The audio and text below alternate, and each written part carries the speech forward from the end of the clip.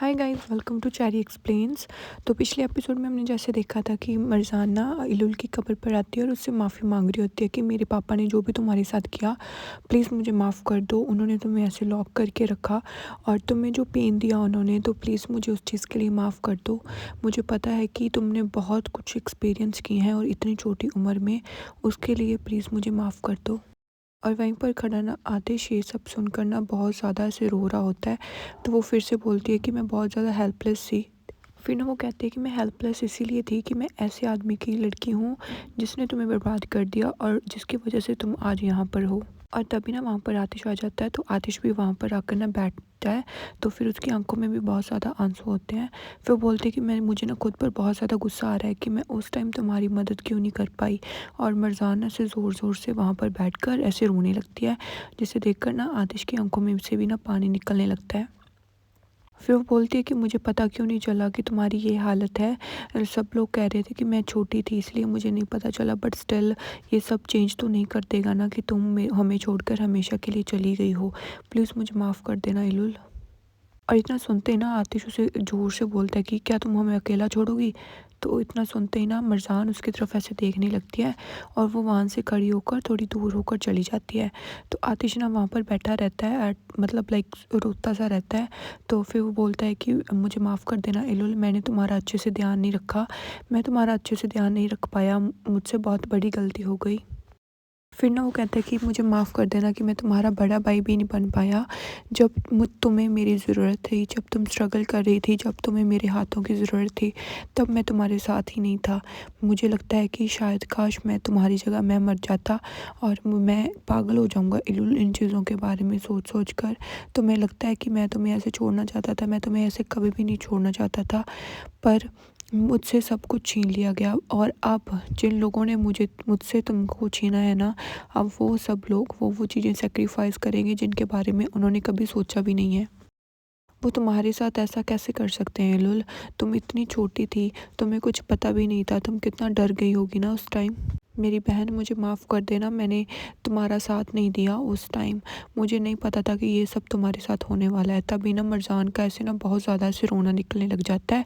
तो मरजान के सामने ही वो बोलता है आतिश कि मैं प्रॉमिस करता हूँ तुमसे कि मैं जो भी प्लान यहाँ पर लेकर आया था वो मैं अपना प्लान पूरा करूँगा और मैं अपने बिना प्लान पूरा किए यहाँ से कभी नहीं जाऊँगा। जिन लोगों ने तुम्हें इतना पेन दिया है, इतना दर्द दिया है, उनको भी अब सेम दर्द मिलेगा जितना उन्होंने तुमको दर्द दिया है। और इतना सुनते ही ना मरजान वहाँ पर बैठकर रोने लग जाती है, क्योंकि उसको पता चल जाता है कि still Atish wants his plan to finalized and complete. So ना फिर उसके बाद आतिश वहाँ पर बैठा रोता रहता है। फिर ना सीन शिफ्ट होता है, हायदर होता है अपने बेसमेंट में, वहीं पर जिस पर लाइक आतिश ने उसको बंद रखा है। तो वहीं पर आ जाता है बुराक। तो बुराक को देखकर ना एक बार तो हायदर ऐसे शॉक हो जाता है कि बुराक यहाँ पर कैसे आ गया। तो बुराक ना उसके लिए खाना लेकर आया होता है, like half bread and half गिलास पानी। तो फिर ना वो उसको आकर देखने लगता है, तो इधर उधर देखने लगता है कि किस जगह पर वो बैठा है। तो जैसे वो जाने लगता है ना, तो हायदर उसको ऐसी आवाज़ लगा देता है। वो बोलता है कि बेटा। तो वो रुक जाता है, तो वो बोलता है कि देखो हम बाप और बेटे हैं, तो हमारा जो रिश्ता है ना वो कभी भी टूट नहीं सकता। सो हमें सब कुछ छोड़ सकते हैं पर हम एक दूसरे को नहीं छोड़ सकते। तुम मेरी फैमिली हो और मैं तुम्हारी फैमिली हूँ। तो बुराक उसे कहते हैं ना कि काश मैं भी तुम्हें फ़ादर बुला पाता, बट आई गेस मैं तुम्हें कभी भी फ़ादर नहीं बुला पाऊँगा, क्योंकि तुम ही हो जिसने सब कुछ डिस्ट्रॉय कर दिया। तुम ही हो जिसने सब कुछ ख़राब कर दिया। तुम्हारी वजह से मैंने अपनी माँ को खो दिया और तुम अब भी मुझे कह रही हो कि मैं तुम्हें अपना बाप मान लूँ। ये कभी भी नहीं हो सकता, ठीक है ना। और प्लीज़ ये बाप और बेटे का रिश्ता ख़राब मत करो अपना बाप मुझे कहकर। फिर ना हायदर उसको पकड़ लेता और उसका हाथ, तो बुराक ना उसका हाथ छुड़वा लेता और बोलता है कि डोंट टच मी, मुझे हाथ लगाने की कोशिश भी मत करना। ये जो तुम मुझे गले लगाना चाहते हो ना, किसी और को गले लगाना, मैं तुम्हारी ज़िंदा, जब तक मैं ज़िंदा हूँ मैं तुम्हारे गले नहीं लगूंगा। और अपनी ये सांसें है ना वेस्ट मत करो। इतना कहकर ना वो वहाँ से चला जाता है। तो जैसे वो जाता है ना, तो हायदर कहता है कि शायद ना मुझे रोने का नाटक करना चाहिए था, तभी ये कन्विंस हो सकता था। चलो खैर कोई बात नहीं, अगली बार नाटक करूँगा। मतलब यार इसको कोई फ़र्क ही नहीं पड़ रहा, पागल आदमी। फिर उसके बाद ना आतिश और मरजान घर पे वापस आ जाते हैं। तो मरजान ना कॉन्टीन्यूसली ऐसे आतिश की तरफ देखती रहती है, बट आतिश ना उसकी तरफ एक बार भी नहीं देखता। तो वो जैसे ही बाहर निकलती है ना, तो आतिश अंदर ही बैठा रहता है कुछ सोचता हुआ। तो फिर वो देखता है कि मरजान बाहर चली गई है, तो वो भी बाहर आ जाता है। तो मरजान उसको बोलती है कि आतिश, क्या तुम ठीक हो, कोई प्रॉब्लम है क्या? तो वो बोलता है कि नहीं, ऐसा कोई बात नहीं है, कोई प्रॉब्लम नहीं है। तो फिर मरजान उसे कहती है कि चलो फिर हम बाहर चलते हैं, थोड़ा टाइम तुम फ्रेश एयर भी ले लोगे तो इससे तुम्हें ठीक लगेगा और अच्छा फ़ील करोगे। तो वो बोलता है कि कभी भी नहीं ऐसा फ़ील करूँगा मैं कभी अच्छा फ़ील कर ही नहीं सकता। तो फिर वो बोलती है कि चलो फिर गार्डन चलते हैं। तो वो बोलता है कि नहीं, मुझे कहीं नहीं जाना, तुम अंदर जाओ, मुझे थोड़ा काम है और मैं वैसे भी अकेला रहना चाहता हूँ। तो मरजान सोचती है कि शायद मेरे पापा की वजह से इसने ना अपने अंदर शायद कोई नफ़रत पैदा कर ली है। फिर बोलती है कि मैं जस्ट तुम्हें ये बता रही हूँ कि मैं तुम्हारे साथ हूँ हमेशा। तो ना फिर आतिश उसे कहता है कि तुम मेरे साथ नहीं रह सकती और तुम भी इसमें कुछ नहीं कर सकती।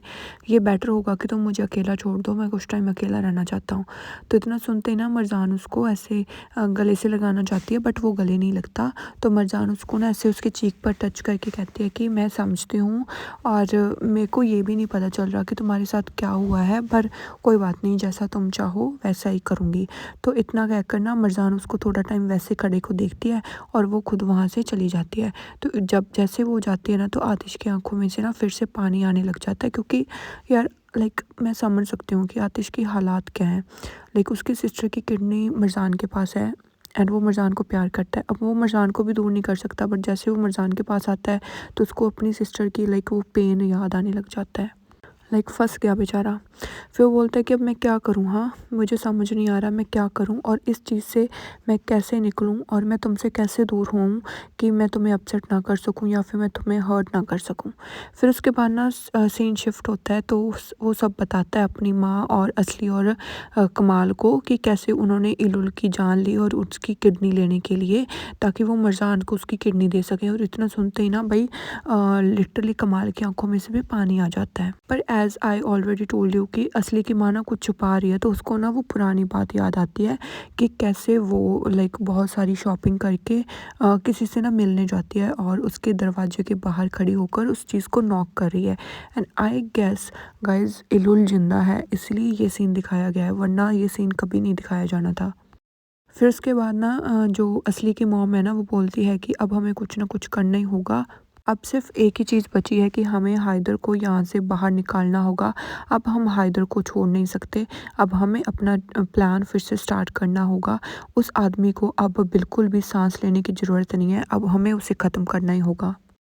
पर आतिश का ना ध्यान कहीं और होता है, वो ना मरजान के बारे में सोच रहा होता है। जब आतिश को पता चलता है कि हाइदर ने उसके मॉम डैड की लाइक जान ली थी, तो उस टाइम कैसे मरजान उसके सामने खड़ी हो गई थी और उसकी लाइक गन अपने ऊपर लगाकर बोल रही थी कि जो तुम मुझे मार डालो।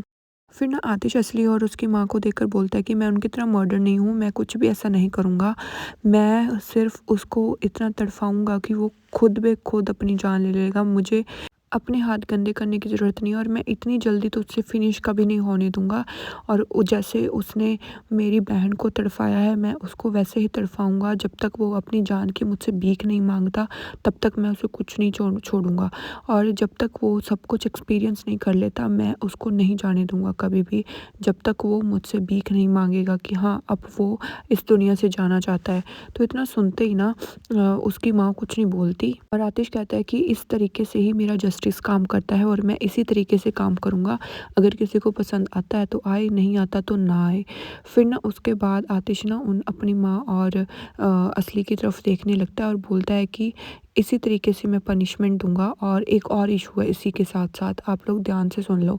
तो असली और उसकी माँ ना उसकी तरफ देखने लगते हैं। तो आतिश कहता है ना कि इल्लुल के बारे में ना अभी मरजान को कुछ नहीं पता है कि वो कैसे उसकी डेथ हुई है, और मैं नहीं चाहता उसको किसी के बारे में पता चले। और यहीं पर ये एपिसोड एंड हो जाता है। नेक्स्ट एपिसोड थोड़ी देर बाद।